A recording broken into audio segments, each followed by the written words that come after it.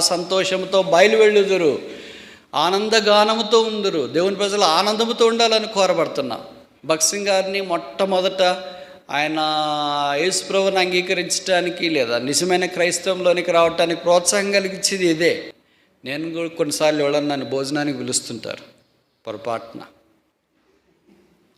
వాళ్ళు వంటలు చేసి వడ్డించిన తర్వాత వంటలు చూసేటప్పుడు నేను అడుగు, సిస్టర్ దీంట్లోకి నూనె పోసినారా వేసినారా? అర్థమైందా? అక్క దీంట్లోకి ఉప్పు పోసినారా వేసినారా? అర్థమవుతుంది కదా. వాళ్ళకి ఈ భాషలు అర్థం కాదు కనుక సరిపోయిందా బదా, సరిపోయిందే కాదక్క, వేశారా పోసారా, తక్కువ వచ్చిందా బదా, పాయింట్ ఏంటి అర్థం కావట్లేదా? ఇశ్రాయేలీలు దాను మొదలుకొని బేర్షెబా దాకా చెదిరినప్పుడు కనీసం 3 పండుగలు, పస్కా పండుగ, పెంతెకోస్తు పండుగ, పర్ణశాలల పండుగ, ఈ 3 పండుగలు ఆచరించడానికి 12 ఏళ్ల పైప్రాయం నిండిన అబ్బాయిలు పురుషులంతా ఎక్కడి నుండి అయినా యెరూషలేముకు వెళ్ళట ఆనవాయితీ. అలాగే వెళ్ళేటప్పుడు గుంపులుగా వెళ్ళేవాళ్ళు, కుటుంబాలకు వెళ్ళేవాళ్ళు. వారు వెళుతూ పాటలు పాడుతూ వెళ్ళేవాళ్ళు, వస్తూ కూడా పాటలు పాడేవాళ్ళు. వాటిని యాత్రా కీర్తనలో అంచా 120 నుండి 134 దాకా 15 కీర్తనలు. అంటే యెరూషలేము వైపు యాత్ర, యెరూషలేము నుండి తిరిగి వారి స్వస్థలాల వైపు యాత్ర. ఇది మనం ఇలాంటి భౌతికమైన యాత్ర చేయట్లేదు, కానీ ఆత్మీయమైన యాత్ర, పరలోకం వైపు మన యాత్ర ఉంది కనుక దేవుని వాక్యము అనే కీర్తనలు మనం పాడుతూ పరలోక రాజ్యం వైపు ప్రయాణించాలని కోరబడుతున్నాం. అలాంటి పాటల్లో ఒక పాట 133వ కీర్తన, ఐక్యత. ఈ కీర్తన అసమానమైనది అని తెలియచేయటానికి 5 కారణాలు నేను మీకు చెప్పాలని కోరుతున్నాను. మొదటిది, this only song that talks about the divine unity in the whole book of song. కీర్తనలు అంతట్లో దైవికమైన ఐక్యతను గురించి నేరుగా సూటిగా ప్రబోధించేది ఇదొక కీర్తనే. రెండవది, this only song that talks about Aaron and his 3 parts. అహరోను ఆయన యొక్క 3 భాగాల గురించి, అంటే ఆయన యొక్క వస్త్రము, ఆయన యొక్క తల, ఆయన యొక్క గడ్డాన్ని గురించి మాట్లాడుతుంది ఇదొక్క కీర్తనే. ఆరోన్ అనే పేరు కీర్తనలు 8 సార్లు మనకు కనిపించినా ఇన్ని భాగాలు కనపడదు. మూడవది, this only song where 5 similes have been employed to talk about the divine unity. దైవిక ఐక్యతను గురించి మాట్లాడటానికి 5 సిమిలీలు అంటే అలంకారాలు చెప్పబడ్డాయి. ఏంటి అలంకారాలు అంటే తెలుసు కదా, నూనె, అహరోను గడ్డము, చొక్కాయి, తర్వాత హెర్మోను కొండ, దిగజారుతున్న తైలం, ఇవన్నీ పదాలు సిమిలీస్, అలంకారాలు. ఇవి వాయబడుతూ వచ్చినాయి. తర్వాత 4వది, this psalm is sandwiched between the longest psalm and the shortest psalm of the psalms of degrees. యాత్రా కీర్తనలో పెద్ద కీర్తన 132 కీర్తనల్లో కాదు. యాత్రా కీర్తనలు అంటే 120 నుండి 130 దాకా ఉన్న కీర్తనల్లో పెద్ద కీర్తన 132, చిన్న కీర్తన 134. ఈ రెండిటి మధ్యలో ఇది శాండ్విచ్ అయిన కీర్తన 133. 5వది, ఆఖరి కారణము, ఈ కీర్తన కొండ అనుభవాన్ని జ్ఞాపకం చేస్తుంది, మనిషి యొక్క పల్లపు ప్రాంతాన్ని జ్ఞాపకం చేస్తుంది, దైవత్వాన్ని జ్ఞాపకం చేస్తుంది, మనిషి యొక్క సామాన్యమైన జీవితాన్ని కూడా కొన్ని వచనాల్లోనే సంక్షిప్తంగా తెలియచేస్తుంది. కనుక ఈ 5 కారణాలను బట్టి 133వ కీర్తన మిగతా కీర్తనల కంటే అసమానమైనదిగా మనము పరిగణించవచ్చు. ఇప్పుడు మనం భాగంలోనికి రావటానికి ప్రయత్నం చేస్తాం.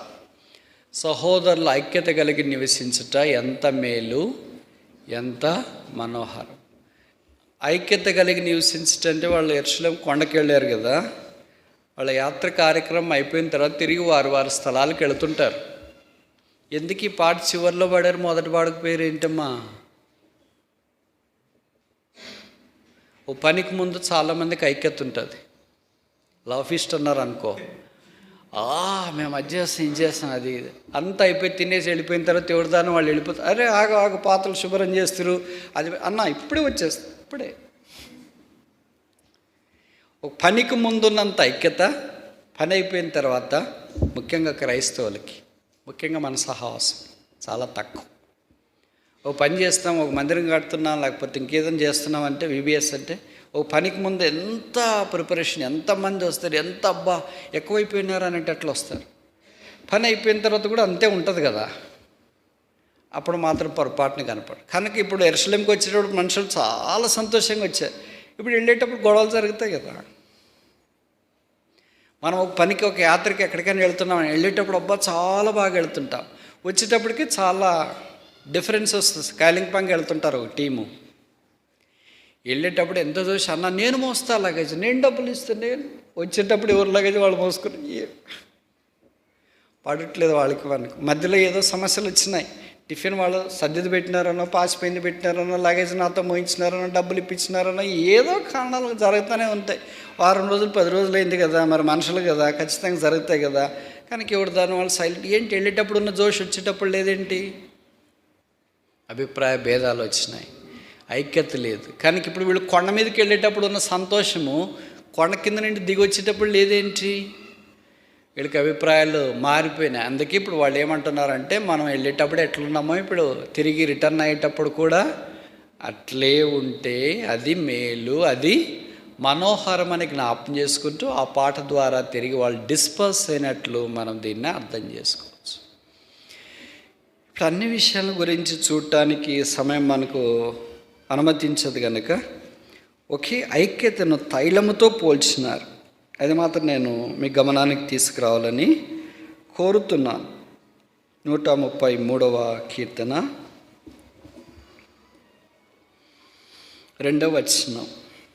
అది తల మీద పోయబడి అహరోను గడ్డం మీదుగా కారి అతని అంగీల అంచుల వరకు దిగజారిన అహరోను తల, అహరోను గడ్డము, అహరోను అంగి. ప్రధాన యాజకుని గురించిన సంగతులు ఇక్కడ చెప్పండి. అంటే ప్రధాన యాజకుడు గుంపుకు మాత్రమే కాదు, యూదులకు మాత్రమే, లేవీలకు మాత్రమే, రూబేనీలకు మాత్రమే, దానీలకు అట్లా ఉండడు. 12 గోత్రాలకు కలిసి ఎవరున్నారు? ఒకే ప్రధాని. అలాగే మనందరి యేసుప్రభు రక్తం ద్వారా కొనబడిన వారందరికీ ఇట్టి ప్రధాన యాజకుడు, మనకు సరిపోయిన ప్రధాన యాజకుడు. ఆయన అహరోను కంటే గొప్పవాడు. ఆయన యేసుక్రీస్తు అనే ప్రధాన యాజకుడు. ఇప్పుడు 3 భాగాలు, మొదటి తల, రెండోది గడ్డం, మూడోది అంగి. ఇక్కడ ఎక్కడైనా శరీరం ఉందా? నేను అడిగే ప్రశ్న అర్థమవుతుందమ్మా? తల వెంట్రుకలు, గడ్డము వెంట్రుకలు, అంగి బట్ట, శరీరానికి ఎక్కడ అతకట్లేదు ఇది. అంటే తల మీద పోసింది, గడ్డం మీదుగా గారేసి వెంట్రుకలు తర్వాత చొక్కా మీద పడి. అంటే ఈ నూనె ఏ జ్ఞాపకం చేస్తుందంటే పరిశుద్ధాత్మ దేవుని జ్ఞాపకం చేస్తుంది. That which is born of spirit is spirit, that which is born of flesh is flesh. శరీరానుసారమైంది శరీరము, ఆత్మానుసారమైంది ఆత్మ. కనుక ఆత్మానుసారమైంది దేవుడు ఆత్మ ద్వారా పనిచేస్తాడు, ఆత్మీయంగా పనిచేస్తాడు. శరీరానుసారమైంది శరీరానుసారంగా పనిచేస్తాడు. That which is flesh is dead, that which is spirit is life. శరీరానుసారంగా పనిచేసే దాంట్లో మరణం కనిపిస్తుంది, ఆత్మానుసారంగా పనిచేసే దాంట్లో జీవం కనిపిస్తుంది. కనుక ఈ ఐక్యత అనేది మనం క్రియేట్ చేసేది కాదు. మనం క్రియేట్ చేయాలంటే డివిజనే క్రియేట్ చేస్తాం, విభజనే క్రియేట్ చేస్తాం. ఇది పరిశుద్ధాత్మ దేవుడు కలిగించి, అందుకే ఎఫెసీ పత్రిక 4వ అధ్యాయంలో చెప్పబడింది, ఆత్మ కలిగించే ఐక్యతను కాపాడుకొనండి. We are not to create but to keep the unity of the holy spirit. పరిశుద్ధాత్మ దేవుడు మనలో కలిగించిన ఐక్యత. మనలో ఎలా కలిగించినాడు?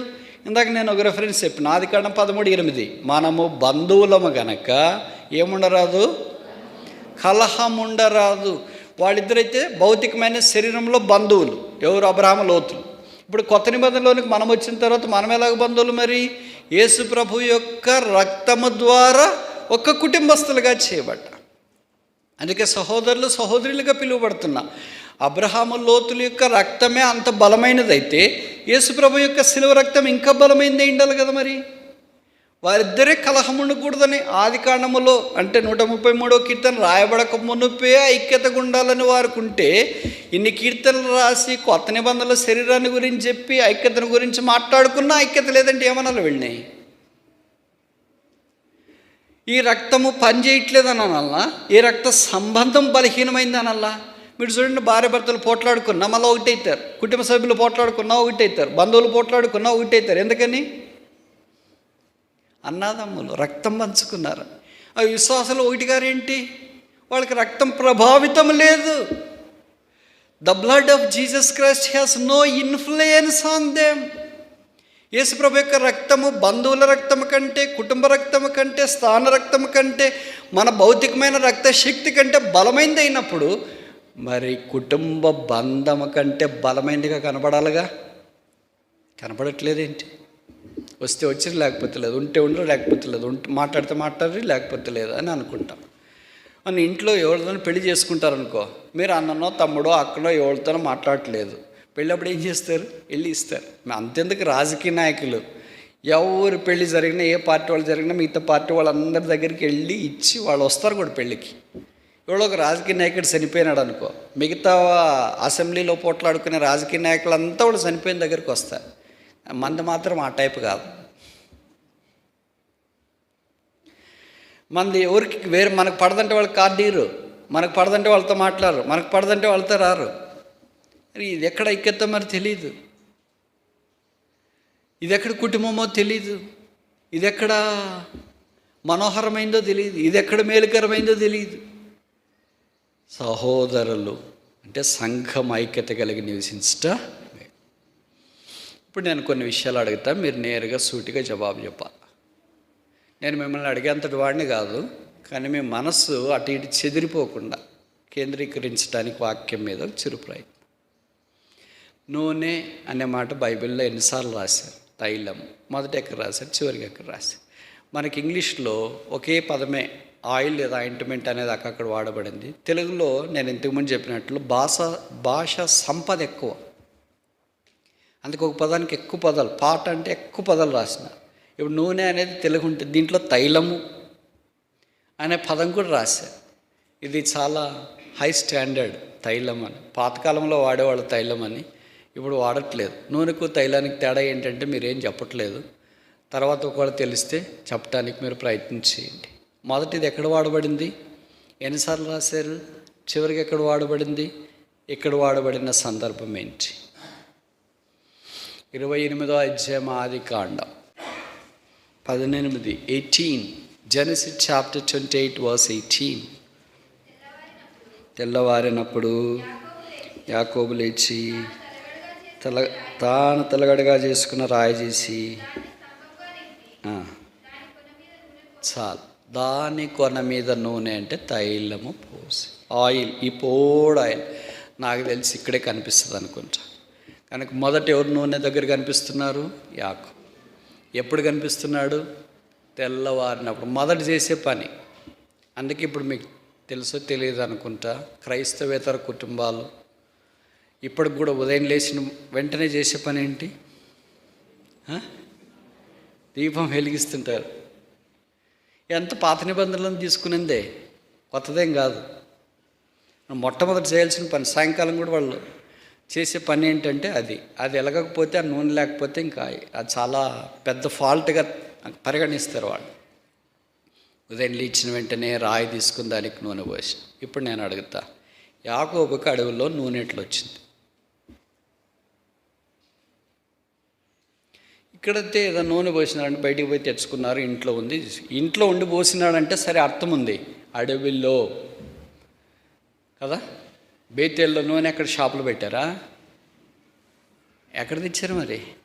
ఎప్పుడు వాళ్ళ దగ్గర 2 ఉంటాయి యూదుల దగ్గర, ఒకటి కర్ర, 2 నూనె. ఎంత వేగంగా పరిగెత్తిపోవాలనంటే తప్పించుకొని పారిపోయినాడు. బైబిల్లో రాసినారు, నేను చెప్పే మాటలు కాదు. సహోదరుని యొద్ద నుండి పారిపోయినప్పుడు అన్నీ మర్చిపోయినాడు, మొబైల్తో సహా. దిండు, మొబైల్ ఫోను, అన్నీ మర్చిపోయినాడు. కానీ ఖచ్చితంగా తీసుకెళ్లాల్సిందే రెండు, కర్ర, నూనె. కర్ర ఎందుకు? డిఫెన్స్. ఏదైనా జంతువు వస్తుంది, వాళ్ళ అరణ్యంలో కదా, ఏదైనా జంతువు వచ్చినా, సింహం లాంటిది, తోడేలు లాంటిది, పాము లాంటిది, తేలు లాంటివి, ఇవన్నీ వస్తే దాన్ని చంపటానికి డిఫెన్సివ్ వెపన్. నూనె ఎందుకు? జరగకూడదు జరిగితే, ఎక్కడ కరిసింది, పడినాడు, గాయపడినాడు, కనుక నూనె ఏం చేస్తుందంటే ఫస్ట్ ఎయిడ్. అది అంతకంటే మించిన మెడిసిన్ ఆ దినాల్లో లేదు. ఈ రెండిటి కొరకు ఖచ్చితంగా ఇశ్రాయేలీలు తీసుకుని వెళ్ళేవాడు. అందుకే ఇది యాకోబే చెప్పాడు, కర్ర నేను చెప్పింది కాదు. 32వ అధ్యాయంలో ఆయన అన్నాడు కదా, ఒంటి కర్రతో ఈ నది. ఇప్పుడు నేను 2 గుంపులు అయితే కర్ర పట్టుకొని దాటాడు, ఇప్పుడు 2 గుంపులు. కనుక విచిత్రం ఏంటంటే ఈ నూనె తన దగ్గరే ఉన్నది. అంటే అర్థమేంటి? ఇక ఆ రాయి మీద పోసినాడు. ఆ రాయి నిరాకరించబడిన రాయి, మూలకు తలరాయి, ఆ బండ క్రీస్తే. ఆ బేతేల అనుభవములో క్రీస్తు తల మీద నూనె యాకోబు పోసినాడంటే అహరోను తల మీద నూనె పోయబడక మునిపే యాకోబు కడుపులో నుండి రాబోతున్న యూదాలో నుండి రాబోతున్న యెషేలో నుండి రాబోతున్న దావీదులో నుండి రాబోతున్న లోకరక్షకుడని యేసుక్రీస్తుని మెస్సియా అభిషేకించిన వాడిగా చేశాడంటే తప్ప. ఎవరైనా చెప్పారా రాయి మీద నుదురు మోయమని? చెప్పారా? రాశారా? దేవదూత చెప్పాడు. ఎట్లొచ్చింది మరి ఆలోచన? మనకి ఇంత మైకులు పోయేటట్లు చెప్పు, గొంతులు పోయేటట్లు చెప్తుంటే కూడా రావట్లేదే, వాళ్ళకి ఎట్లొచ్చింది? That is called insight of the spirit. ఆత్మ దేవునికి వాళ్ళు అంత ట్యూన్ అయి ఉన్నారు. ఇప్పుడు మనం ఆత్మ దేవునికి ట్యూన్ కాలేదు. వాట్సాప్లకు ట్యూను, ఫేస్బుక్లకు ట్యూను, ఇన్స్టాగ్రామ్లకు ట్యూను, సోషల్ నెట్వర్క్కి ట్యూను, యూట్యూబ్కి ట్యూను, అన్నిటికి ట్యూను, ఒక్క సింహాసనానికి తప్ప కదా. వీటికి కాకూడదని నేను చెప్పట్లేదు. దాన్ని వదిలేసి దీన్ని పట్టుకొని అంటే ఏం లాభం ఉంది? పర్లోకానికి పోయిన తర్వాత కొంతమంది విశ్వాసం ప్రభుని ఇదే అడుగుతారేమో, ప్రభు వైఫై రావట్లేదు, కొద్దిగా దేవదూతలు తిరుగుతుంటారు కదా అటు ఇటు, బ్రదర్ నెట్ రావట్లేదు ఇక్కడ. దేవతలు చెప్తున్నారు, నీకు ఇక్కడికి వచ్చినాక పాపిష్టి బుద్ధి పోలేదేంటి? ఇంకా నెట్తో ఏం పని ఉంది? ఈ వాట్సాప్లో చూసి అప్డేట్ కావాలో, ఫోటోలు పెట్టాలి, పిక్స్ పెట్టాలి. అయ్యో ఇంక చాలు, నువ్వు చేసిన నేరాలు ఘోరాలు భూమి మీదే. ఇక్కడికి వచ్చిన అన్నీ తప్పించుకొని నీ కొరకాయ సింహాసనాసనుడైన గొర్రెపిల్ల వధించబడిన ఆ రక్షకుడు ఆయన చూస్తూ ఉండు. నేనైతే నిద్ర తెలిసి మేల్కొన్నప్పుడు ఆయన ముఖదర్శనం చేత నా ప్రతి ఆశను తీర్చు. అనేక సందర్భాల్లో మనం వీటన్నిటిని తప్పిపోయి దేవునికి దూరంగా జరిగిపోయి, అందుకే మనకి ఎంత చెప్పినా ఏమీ ఫలితం లేదు, కావట్లేదు. నాకు కూడా చాలాసార్లు నిరుత్సాహం వస్తుంది. ఎంత ప్రకటిస్తున్నాము, వర్షకాలము, చలికాలం ప్రకటిస్తూనే ఉన్నాము, ఇంటనే ఉన్నారు. ఈ సమంతా కూడా మార్పులేదేంటి మనుషుల్లో? నోరు మారదేంటి? జీవితం మారదేంటి? కొద్దిగన్నా కోపం తగ్గట్లేదేంటి? కొద్దిగన్నా అబద్ధాలు తగ్గట్లేదేంటి? అంటే మీకు తగ్గొచ్చా బ్రదర్, మిగతావన్నీ పెట్టుకోవచ్చా అని అడుగుతారు మీరు. కొద్దిగన్నా ఐక్యత, కొద్దిగన్నా ప్రేమ, కొద్దిగన్నా సమాధానం, కొద్దిగన్నా నెమ్మది, కొద్దిగన్నా నిస్వార్థం, కొద్దిగన్నా ఇలా రావట్లేదేంటి? రక్షణ పొందిన తర్వాత బాప్తిసం తీసుకొని అప్పటికి ఎట్టున్నారో సేమ్ టు సేమ్. మరి మిగతావన్నీ పెరిగినాయి, రోగాలు పెరిగినాయి, వస్త్రాలు పెరిగినాయి, వయసు పెరిగింది, ఇంకా అన్నీ పెరిగినాయి, ఆత్మీయత తప్ప. ప్రభు కాపాడు భద్రపరిచినాడు. మరి అంతరంగంలో నూతనం లేకపోతే యెహోవా సంవత్సరం జరుగుతుండగా నీ కార్యము నాలో నూతనపరచు. నాలో కొంత నూతన విశ్వాసం చెయ్యి, నూతన ఆసక్తి, నూతన ప్రార్థన, నూతన ఐక్యత, నూతన తైలం. యాకోబుకి ఎవరు చెప్పలేదు అక్కడ తైలం పోసి. అంటే బేతేలులో దేవుని మందిరంలో మొదట తైలం, అక్కడ రాయి, అక్కడ దేవుని యొక్క అభిషేకం. ఇప్పుడు యాకోబు ఏంటంటే నా రోగాలన్నీ ఆయన భరించినాడు, ఇక నాకు తైలం అక్కరా. ఇంక ఇంత దూరం నడిచిపోవాలి కదా, మరి ఎట్లా నీకు తైలం లేకపోతే? మనమైతే ఒక చుక్క వేసి మిగతా నువ్వు పోయడం వేరే, వేయడం వేరే. పోయడం అంటే అర్థం ఏంటి? నేను కూడా కొన్నిసార్లు ఎవరన్నా నన్ను భోజనానికి పిలుస్తుంటారు పొరపాటున. వాళ్ళు వంటలు చేసి వడ్డించిన తర్వాత వంటలు చూసేటప్పుడు నేను అడుగు, సిస్టర్ దీంట్లోకి నూనె పోసినారా వేసినారా? అర్థమైందా? అక్క దీంట్లోకి ఉప్పు పోసినారా వేసినారా? అర్థమవుతుంది కదా.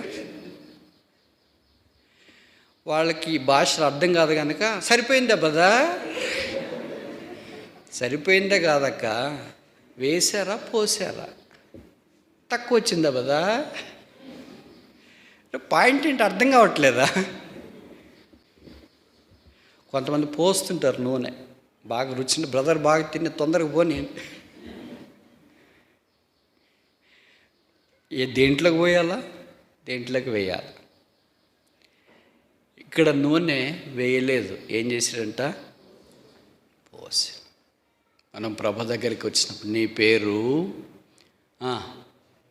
పోయబడిన పరిమళ తైలముతో పోయబడి ఉంది అంటే ఇంకేం ఎత్తుకోవటానికి రాదు. ఇంకా దాని రూపం కోల్పోయింది, దాని పద్ధతి, దాని అంతా ఉపయోగం కోల్పోయింది. ఒకేసారి ఇప్పుడు నూనె ఇక్కడ పోసేవాళ్ళు ఇంకొకసారికి ఏం రాదు. అది దట్స్ వన్స్ ఫర్ ఆల్.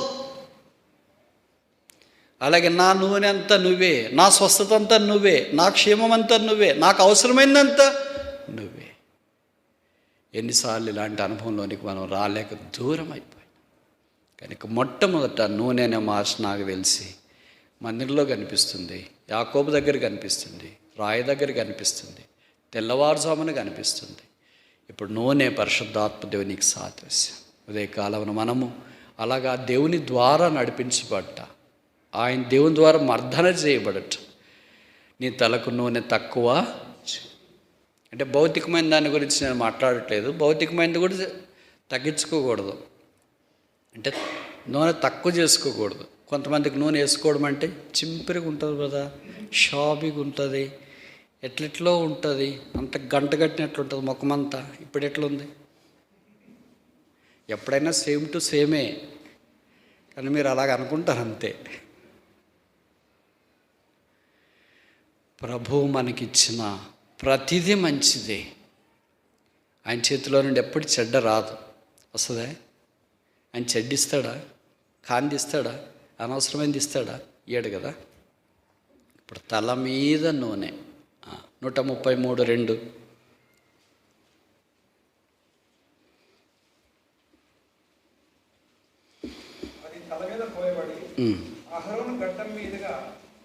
చాలు. ఇప్పుడు నేను నేరుగా అడుగుతా, సూటికి మీరు చెప్పండి, కారి అనే మాట మనం మంచికి వాడతామా కాదా? కారి అనే మాట మంచిదానికే వాడతామా, అవుట్ ఆఫ్ కాంటెస్ట్ కూడా వాడతామా? ఇప్పుడు ఎక్కువ నేను నూనె పెట్టుకున్నాను అనుకో, నూనె కారుతుందిరా అంతెందుకు పోసుకున్నావు అని అంట. ఓకేనా? బయటికి ఎక్కడో పోయిచ్చినాడు, అంత చెమటలు కారిపోతుంది, తుడుచుకో. వర్షానికి తడిసి వచ్చినాడు, నీళ్ళన్నీ కారిపోతున్నాయి, తుడుచుకో. కారి అంటే ఇట్స్ ఓవర్ఫ్లోయింగ్. 23వ కీర్తనలో కీర్తనకాడు అన్నాడు, నా గిన్నె నూనెతో నా తల నా గిన్నె నిండి అంటే ఏమిటి? కారిపోతుంది. It's excess. కారిపోతుంది అంటే అర్థం ఏంటి? అవసరమైన దానికంటే ఎక్కువైంది. నా తలలో నూనె కారిపోతుందంటే అర్థం ఏంటి? నా తల పట్టించుకోగలిగినంత పట్టుకునింది, తర్వాత ఇంకా వదిలేసింది. నేను వర్షానికి తడిసి వస్తే కారేస్తున్నానంటే నా శరీరం, నా బట్టలు నీళ్ళు పట్టుకోగలిగిందా? పట్టుకున్న తర్వాత వదిలేసింది. ఇప్పుడు కారుతుందంటే అర్థం ఏంటంటే తల మీద నుండి అంత, అంటే అవసరమైన దానికంటే అత్యధికముగా దేవుడు మనకు అనుగ్రహించాలని కోరుతాడు. అందుకే అడుగుడి మీకు ఇవ్వబడు. అలాగ నా మీద కూడా పరిశుద్ధాత్మ దేవుడు కారేటట్లుగా ఉంటే ఎంత బాగుంటుంది. కరువైతే ఎంత ఘోరం అది. కారి ఎక్సెస్ అయితే, ఇప్పుడు ఏదైనా బ్లేడ్ కోసుకునింది ఇక్కడ, ఏం కారుతుంది? ఏమంటారు దాన్ని? రక్తం వస్తుంది చూడంటారా? ఏమంటారు? రక్తం కారుతుంది చూడు. ఎక్సెస్ అయిపోయింది, ఏదో జరిగింది. ఇప్పుడు అది అంగీ అంచుల దాకా వచ్చింది, కింద దాకా దిగజారిన. చూడండి 133 2వ వచనం.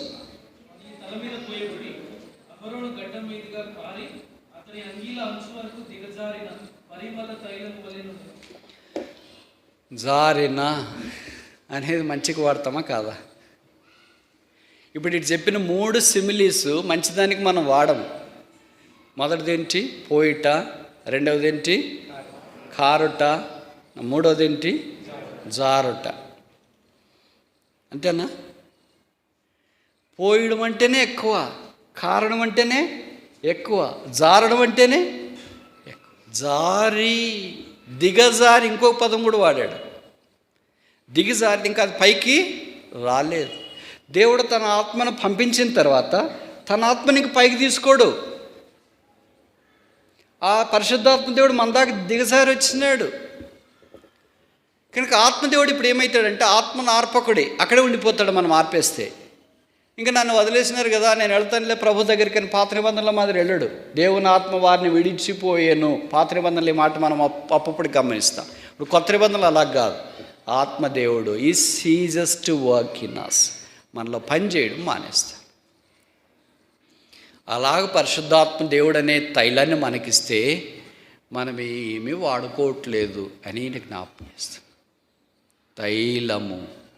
ఇప్పుడు 30వ అధ్యాయం నిర్గమకాండం చూడండి.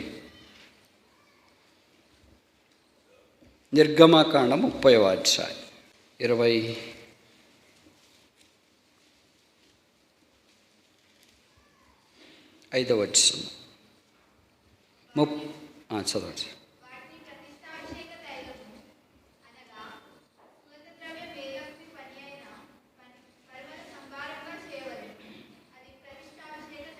ఆ 22 నుండి రాశారు. పరిశుద్ధ సంబంధమైన తులముల చొప్పున అచ్చమైన గోపురసము, సుగంధముల లవంగి పట్ట, నిమ్మగడ్డ, ఒలివల నూనె ఇవన్నీ తీసుకొని ప్రతిష్టాభిషేక తైలం, ఇవన్నీ పాత నిబంధన. ఇప్పుడు కొత్త నిబంధన ఆ తైలము పరిశుద్ధాత్మ దేవుడే. ఆ అహరోను యేసుక్రీస్తు ప్రభువే. కనుక ప్రభు సన్నిధిలోనికి చేరి వచ్చిన మన కొరకు ఇప్పుడు ఏముందంటే తైలము పోయబడింది. అతని పేరు పోయబడిన పరిమళ తైలముతో ఇప్పుడు చెప్పండి, ఇంతకంటే రిచ్ పీపుల్ ఎవరైనా ఉంటారా? నీళ్లు తల మీద పోసింది కాదు, నీళ్లు కారేది కాదు, నీళ్లు జారేది కాదు. ఏం జారుతుందంట? ప్రతిష్టాభిషేక తైలము తల మీద పోయబడింది, వేయడం కాదు. అది తర్వాత కారింది, తర్వాత దిగజారి. దేవుడు ఇంత అభిషేకం మనకిస్తే దీన్ని ఎంత మనం నిరర్థకం చేసినాం. ఇప్పుడు తైలము అనే మాట జ్ఞాపం చేసి 5 సందర్భాల్లో కీర్తనలో చూసి ముగించడానికి ప్రయత్నం చేస్తాం. మొదటిది కీర్తనలు 92:10.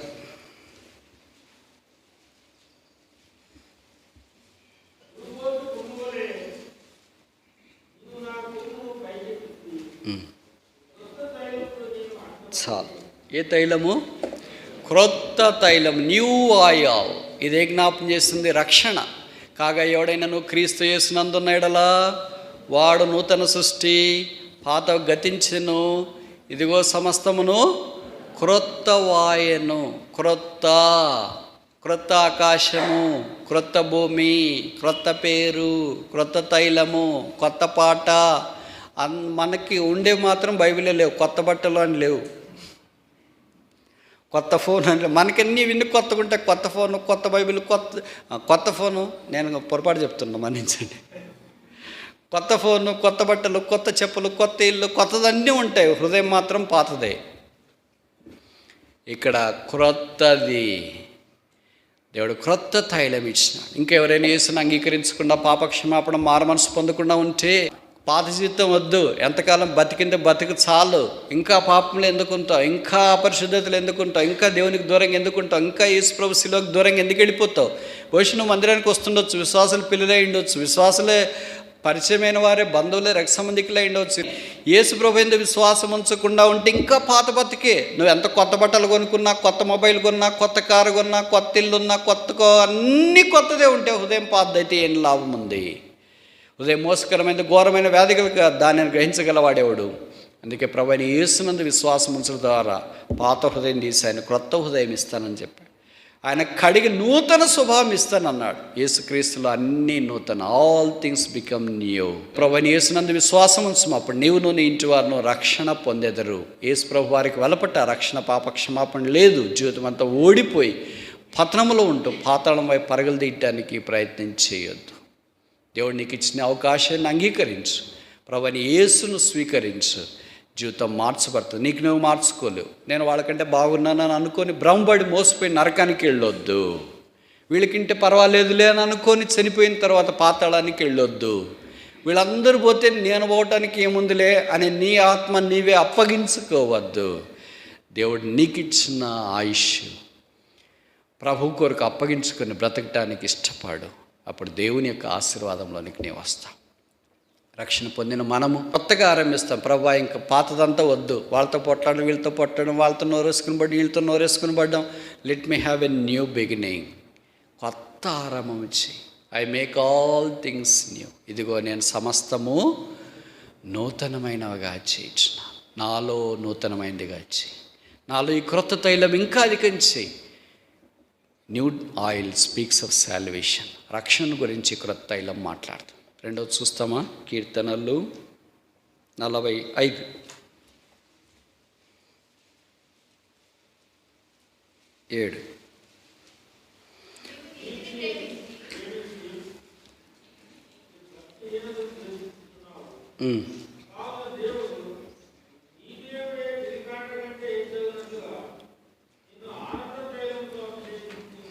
చాలు. ఇప్పుడేం తైలము? ఎప్పుడు క్రొత్త తైలంతోనే ఉంటే కుదరదు. రెండవది ఏంటి? ఆనంద తైలం.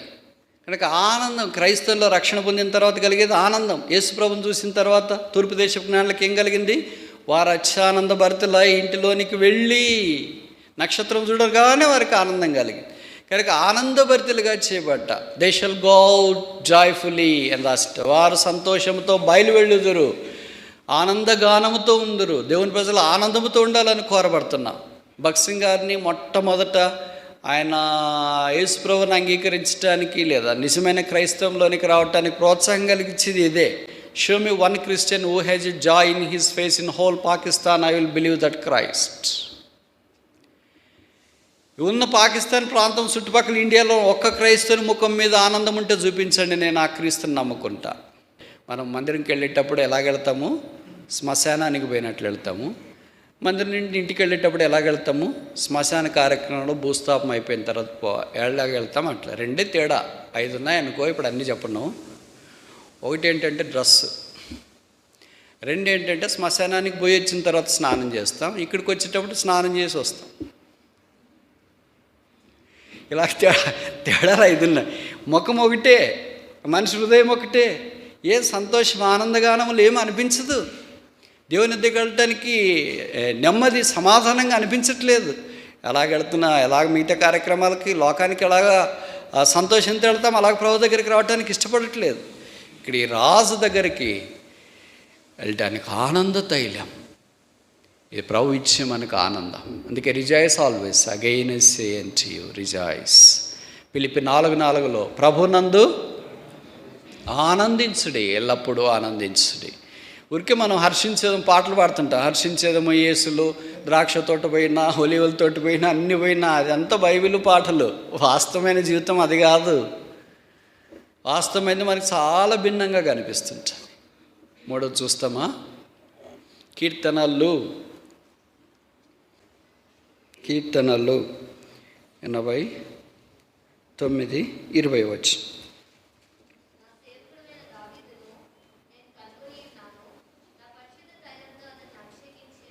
చాలా. ఏం తైలం ఇది?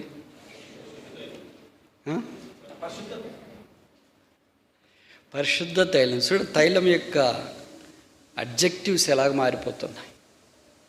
క్రొత్త తైలము, ఆనంద తైలము. 3వది ఏంటి? పరిశుద్ధ తైలం స్పీక్స్ ఆఫ్ సాంక్టిఫికేషన్. మనం పరిశుద్ధులుగా ఉండటానికి పిలువబడ్డాం కనుక be holy as I'm holy. నేను పరిశుద్ధుని అయినాను కనుక మీరును పరిశుద్ధులై ఉండడి. ప్రతిష్టాభిషేక తైలం, దాని పేరే పరిశుద్ధ తైలం అని రాశారు నిర్గమకాండంలో. కనుక అంత పరిశుద్ధము, పరిశుద్ధం, పరిశుద్ధం. ఆయన పేరే పరిశుద్ధుడు, పరిశుద్ధుడు, పరిశుద్ధుడు. మనం పరిశుద్ధులమై పరిశుద్ధమైన పట్టణానికి వెళుతున్నాం. అదే అబ్రహాముని గురించి చెప్పబడింది. అబ్రహాము దేనికి దేవుడు శిల్పియు నిర్మాణకుడై ఉన్నాడో. ఏ పట్టణము? ఏ పట్టణము? ప్రకటన గ్రంథం 21లో చెప్పబడింది, 22లో కూడా చెప్పబడింది. ఆ పరిశుద్ధ పట్టణము భర్త కొరకు అలంకరించబడిన పెండ్లి కుమార్తె వలె దిగివచ్చుట సూచిత. It's a holy city. పరిశుద్ధ పట్టణం. ఏ పట్టణము? 11వ అధ్యాయము ఆదికాండంలో మన్నించండి, హెబ్రీ పత్రికలో చెప్పబడినట్లు ఏ పట్టణం అది? అబ్రహాము ఏ పట్టణాన్ని చూశాడు? పునాదులు గల కరెక్ట్ పదం చెప్పట్లేదు మీరు. ఏ పట్టణము? మీరు ఎక్కువ కాంప్లికేట్ చేస్తున్నారు. నోబెల్ ప్రైజ్ క్వశ్చన్ మాదిరి ఫీల్ అయిపోతున్నారు. అంతొద్దు, వెరీ సింపుల్, బేసిక్. ఏ పట్టణము? ఆ పట్టణం. చదవండి హెబ్రీ పత్రిక. ఎక్కడుందన్నమాట హెబ్రీ పత్రిక? 11వ అధ్యాయము.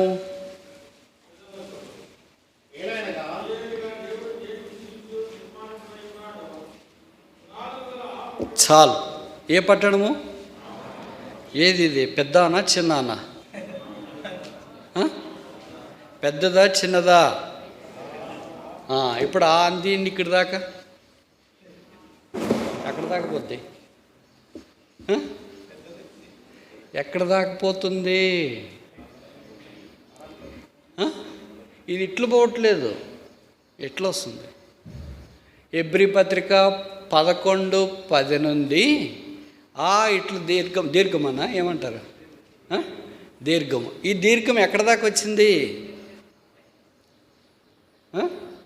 ఆ పట్టణం ఆదికాండం దాకా వచ్చింది. ఆదికాండం 11వ అధ్యాయంలో ఆయన పిలువబడినాడు. ఆ పట్టణం ఒకటి పోయింది. ఏ పట్టణము? చిన్న పట్టణమా? ఏంటిది? బబులోన్ అనే పట్టణం. ఇప్పుడు ఆ పట్టణం పోయింది కనుక అపోస్తల కార్యాలు 7వ అధ్యాయం ప్రకారము మెసొపొతేమియాలో ఉన్నప్పుడు మహిమగల దేవుడు అబ్రహామునకు ప్రత్యక్షమయ్యాడు. 11వ అధ్యాయంలో అబ్రహామును పిలిచినాడు. ఇప్పుడు 12వ అధ్యాయంలోనికి వచ్చినాడు. I will bless thee and thou shalt be blessing. నేను నిన్ను ఆశీర్వదిస్తాను, నీవు ఆశీర్వాదముగా. అక్కడి నుండి దేని కొరకు చూశాడు? దేని కొరకు? ఆ పట్టణం కొరకు. ఎవరైనా చెప్పినారు ఆయనకి ఇట్లా వాక్యం? ఆ పట్టణం ఉంది, అది ఉంది, ఇది ఉంది చూడని. దేవుడు ప్రత్యక్షపరచుకొని ఏం మాట్లాడినాడో మనకు తెలియదు. దాంట్లోనే అక్కడి నుండి చూస్తూనే వచ్చినాడు. ఇప్పుడు మనకి ఇన్ని చెప్తున్నా, ఆ పట్టణం ప్రాకారం ఇది, ఆ పట్టణం గుమ్మం ఇది, ఆ పట్టణము కైవర్యం ఇది, ఆ పట్టణం ఇలాగుంటుంది అలాగుంటుంది అని ఇన్ని చెప్తున్నా, బైబిల్ ముచ్చేసి చెప్పులు వేసుకున్న వెంటనే ఒక్కటి గుర్తొస్తే ఒట్టనుకో. ఆ ప్రకారంగా జీవించడానికి ప్రయత్నం చేస్తున్నామని ఒట్టనుకో. ఏం గుర్తురా? అన్ని గాలికి ఎగిరిపోయింది. ఇప్పుడు సుడిగాలు వచ్చినట్లా సాతాను బయట రెడీగా పెట్టుకుని మీరు ఎంత తింటారో వినండి, ఎంత రికార్డు చేస్తారో చేయండి, లైవ్ పెడతారో పెట్టండి. మీరు బయటకు వస్తే కదా మీ సంగతి తెలుస్తుంది. మీరు చెప్పలేసుకుంటే చూపిస్తానని. ఇంకా చూపించేది ఏముంది? ఇన్నేళ్ళు చూపిస్తూనే ఉన్నావు కదా, కొత్తగా చూపించడం ఏమో. మీరు బయటికి రండి, మీ సంగతి చెప్తానండి. సాతాను దగ్గర అన్నీ రాయబడి ఉన్నది. నీ దేవుడైన యెహోవాను శోధింపవలదని రాయబడి ఉన్నది. అబ్రహాం పునాదులు గల పట్టణం కొరకు ఎదురు చూచింది. అది పరిశుద్ధమైన పట్టణం. ఈ అపరిశుద్ధుడు పరిశుద్ధమైన పట్టణానికి వెళ్ళాలని దేవుని యొక్క అభిలాష. ఆహా, దేవుని బుద్ధి జ్ఞాన బాహుళ్యంలో ఎంత దూరం. నన్నెవరు పరిశుద్ధుడు అంటారు ప్రభా?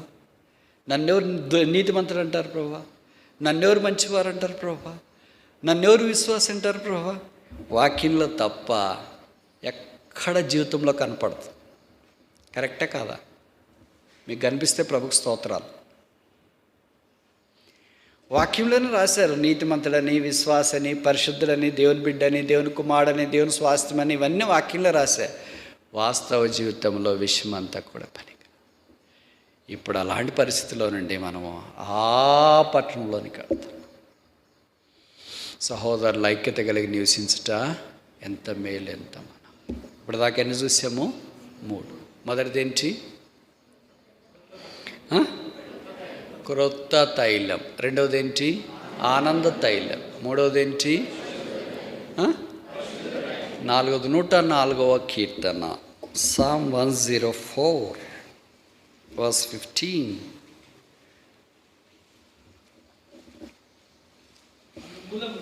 భూమిలో నుండి ఆహారమును, నరుల హృదయమును సంతోషపెట్టు ద్రాక్షారసమును, వారి ముఖములకు మెరుగునిచ్చు తైలమును. చాలు. ఏ తైలము? షైనింగ్ ఆయిల్ అంట. మెరుగునిచ్చు తైలం అంటే ఇది లేక్మీ, ఇదేంటి పాండ్స్ ఇవి కాదు, నివియా అవి కాదు, హిమాలయ ప్రోడక్ట్స్ కాదు. ఇది హెవెన్లీ ప్రోడక్ట్స్, పరసంబంధమైన ప్రోడక్ట్ ఇది. మెరుగునిచ్చు తైలం. ఈ తైలం పూసుకోం మనం. అందుకని అన్నీ పూసుకున్నా ఎట్లున్నామో, నల్లగున్నామో తెల్లగున్నామో అని చూస్తే తీరా ఎలాగైపోయినామో, ఉన్న కలర్ పోయింది. ఇది ఆత్మీయమైన మెరుగునిస్తుంది, షైనింగ్. మోషే ముఖము కొండ మీద నుండి దిగి వచ్చినప్పుడు ప్రకాశించిందండి. ఎవరు దగ్గరికి రావడానికి ధైర్యం చేయలేదు. పరిశుద్ధాత్మ దేవునితో మనం ఉన్నప్పుడు, వాక్యంతో మనం ఉన్నప్పుడు, ప్రభు సింహాసనానికి టచ్లో ఉన్నప్పుడు మన జీవితము ప్రకాశిస్తుంది, మెరుగునిస్తుంది. తైలం మర్దన చేస్తుంది. ఒక గాయపడిన వ్యక్తి దగ్గరికి ఏదో తీసుకెళ్ళి ఇస్తే లాభం లేదు. ఏం తీసుకెళ్ళాలా? తైలం అలాగ పూస్తే చాలు. ఏదో జరిగిన వ్యక్తికి, గాయాలైన వ్యక్తికి, ఇబ్బందులు కలిగిన వ్యక్తికి తర్వాత మనం ఏదో బిర్యానీ తీసుకుని వస్తే లాభం లేదు. ఏం కావాలా? తైలం. కానీ ఈ లోకంలో మనం అలాగ అలసిపోయినప్పుడు పరిశుద్ధాత్మ దేవుడైన తైలము ద్వారా మనల్ని ఏం చేస్తున్నాడంటే ఆయన మర్దన అంటే మాసైజ్. ఒకసారి కాళ్ళు, ఎముకలు, జాయింట్లు, ఇంట్లో అన్నీ సెట్ అయిపోతున్న తర్వాత నొప్పి కూడా అవుతుంది. కొంతమందికి మోకాళ్ళు, చేతులు ఇరిగింటారు అనుకో, వాళ్ళని బాగు చేయటానికి ఎక్సర్సైజ్ చేయమని చెప్తారు. ఫిజియోథెరపిస్ట్ వస్తారు. ఫిజియోథెరపిస్ట్ వస్తే నొప్పి ఎక్కువ అవుతుంది వాళ్ళు చేస్తే. మనం చేసుకుంటే నొప్పి అట్లా ఉంటుంది చెయ్యి. వాళ్ళు సార్ బాగున్నారా, మేడం ఎట్లుంది, పిల్లలు ఎట్లున్నారు అని మాటలు చెప్తూనే ఉంటాడు. ఒక్కసారి లాగితే అయిపోయింది. కాళ్ళు లాగి, చేతులు లాగి, అది అయ్యో నువ్వు రేపటి రావద్దు. సరేలేదు సార్, ఇది రోజే లాస్ట్, రేపటి నుండి రాను. ఆ ఫిజియోథెరపిస్ట్ ఎలాగ చేస్తాడో పరిశుద్ధాత్మ దేవుడు కూడా మనకు అలాగ చేస్తాడు. అయ్యో మనం ఏమంటాం, ఇక్కడ వద్దు, ఇక్కడ నొప్పి, ఇక్కడ బాధ, ఇక్కడది అట్లా. నా పరిశుద్ధాత్మ దేవుడు కూడా అలాగే చెప్తాడు. అట్లా ఇక్కడ నొప్పి అక్క, ఎప్పటి నుండి అక్క, ఎందుకు నొప్పి అయిందక్క, మీరు బాగుంటారే, మీకు నొప్పి కాదే, వేరే వాళ్ళకి మీరు నొప్పి కలిగజేస్తారే, అయ్యో మీకెట్లా అయిందక్క అని చెయ్యో కాలంలో ఆగినాడు అనుకో, ఒక్కసారిగా అన్నీ సెట్ అయిపోతాయి. ఇంక మన కళ్ళలో నీళ్ళు వచ్చినాయి, బాధపడుతున్నాయి. పరిశుద్ధాత్మ దేవుడు ఏం చెప్తాడు, పర్లేదు ఇప్పుడు ఎట్లుంది, బాగుంది, రేపు రావద్దు, సరేలే, మళ్ళీ నెక్స్ట్ సండే, వారంకోసారి, సరే వారంకోసారి తగినట్లు ఎక్సర్సైజ్ చేస్తా, వారంకోసారి తగినట్లు చేయాలా, రోజు చేయాలా, అట్లా అడిగాడు అనుకో పరిశుద్ధాత్మ దేవుడు, వారంకోసారి వద్దులే, రోజు ఎట్లన్నా భరిస్తాం. కానీ ఇప్పుడు ఈ షైనింగ్, చేతులు కాళ్ళు అన్నీ లాగుతుంటే ఇట్లా ముడుసుకుపోయిన చేతులు, ముడుసుకుపోయిన కాళ్ళు, ముడుసుకుపోయినవన్నీ ఏమవుతాయి, ఇప్పుడు ఆరోగ్యకరంగా మారుతాయి. ప్రభు అలాగ చేయాలనుకో. ఇప్పటిదాకా సంవత్సరం అంతా ముడుసుకుపోయినాయేమో, చేళ్ళు ముడుసుకుపోయినా, కాళ్ళు ముడుసుకుపోయినా, నోరు ముడుసుకుపోయింది, నోరు ముడుసుకుపోయినా, ప్రార్థనలే, వాక్యలే, బోధలే, ఆత్మీయతలే, సహాయం చేసేదిలే, ఏం లేకుండా అంత కాళ్ళకి కూర్చున్నాయేమో. ఆయన ఫిజియోథెరపీ చేయాలన్నా నువ్వు చేసుకుంటావా? చెప్పరేంటి? ఆయన చేయాలన్నా మనం చేసుకుందామా? మనం చేస్తేనే అట్లే ఉంటుంది, ఇంకా నొప్పి చెయ్యట్టు ఉంటుంది, కాలు అట్లే ఉంటుంది. ఎన్ని రోజుల నుండి చేస్తున్నాడు బ్రదర్, నెల నుండి చేస్తున్నాడు, చెయ్యాలాగే ఉంది, కాలాలాగే ఉందని ఇంట్లో చెప్తుంటారు భార్య కానీ, పిల్లలు కానీ, ఇరుగు పొరుగు కానీ. అందుకని ఇట్టయితే లాభం లేదు. ఫిజియోథెరపిస్ట్ వస్తాడు, ఆ ఖర్చే వచ్చిపోతాడు ఆయన దారిని ఆయన, కానీ వెంటనే సెట్ అయిపోతుంది. పరిశుద్ధాత్మదేవా, షైనింగ్ ఆయిల్, మెరుగునిచ్చు తైలముగా మా జీవితాలు మెరుగుపరచు. సానబెడుతుంది. మెరుగు అంటే తెలుసు కదా, మీరు ఇంట్లో కిచెన్లో కొన్ని కత్తులు అవి వాడుతుంటారు, మొద్దుబారిపోతుంది కొన్ని. దాన్ని ఏం చేయాలి? ఇప్పుడు సానబెట్టాల. బయట సాని అని వస్తుంటారు, ఇది బాగుందిలే పాపము, ఎందుకు దీనికి ఆక్సా బ్లేడ్ పెట్టాలని అనుకుంటే అది అట్లే ఉంటుంది. దానికి ఒక్కసారిగా ఆక్సా బ్లేడ్ పెట్టి మెరుగు పెడుతుంటే స్పార్కులు బయటికి వెళ్తుంటే కొత్త కథ. ఇప్పుడు వంట మేడ్ ఈజీయే. ప్రభు మనల్ని కూడా అలాగే సానబెట్టాలని కొడుతున్నాం. మనమేమంటే వద్దులే ప్రభు, నోరు మూసుకో, సానబెడుతున్నా. అమ్మో, దేవుడు సిద్ధం చేసేటప్పుడు మనం సిద్ధపరచబడి వాడబడితే ఎంత మేలు. 5వ దాకా చూసి ముగిస్తామా? 133:2.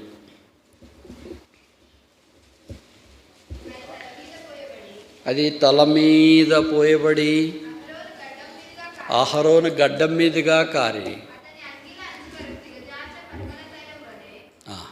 ఏ తైలం ఇది? ఈ తైలానికి ఏముంటుందంటే వాసన ఉంటుంది. ఇప్పుడు నేను ఇందాక చెప్పాను కదా, మీలో కొంతమంది సిస్టర్స్ ఎక్స్పర్ట్స్ ఉంటారు, వాళ్ళకి సెన్సార్స్ ఎక్కువ పనిచేస్తుంటాయి, వెరీ సెన్సిటివ్. ఏదైనా వంటలు కూడా బాగున్నాయా లేదా, పాడైందా లేదా, ఆయన మనకు చూస్తే అంత ఒకే రకంగా ఉంటుంది. పాసి కంపబట్టినా కూడా బాగుంది. వాళ్ళు దూరం నుండి చెప్తారు అది బాగలేనట్టుంది, చెడిపోయినట్టుంది అని. నీకెక్కడ తెలుసు అంత దూరం నుండి చెప్తున్నావు? సెన్సార్స్. అలాగే నూనె కూడా, కొబ్బరి నూనె ఇస్తే చూసిన వెంటనే చెప్తే ఇది కొబ్బరి నూనె, ఇది ఆముదం, ఇది నువ్వుల నూనె, ఇది ఆలివల నూనె. ఎలాగ చెప్పగలుగుతున్నారు? వాసన. కొబ్బరి నూనె వాసన వేరే, ఆ ఓలివల నూనె వాసన వేరే, నువ్వుల నూనె వాసన వేరే, ఆముదపు నూనె వాసన వేరే. వీటన్నిటికి ఇంకొక ఆయన పోటీ నేను కూడా ఉన్నానని వస్తాడు. ఎవరు? కిరోసిన్. అది కూడా నూనె.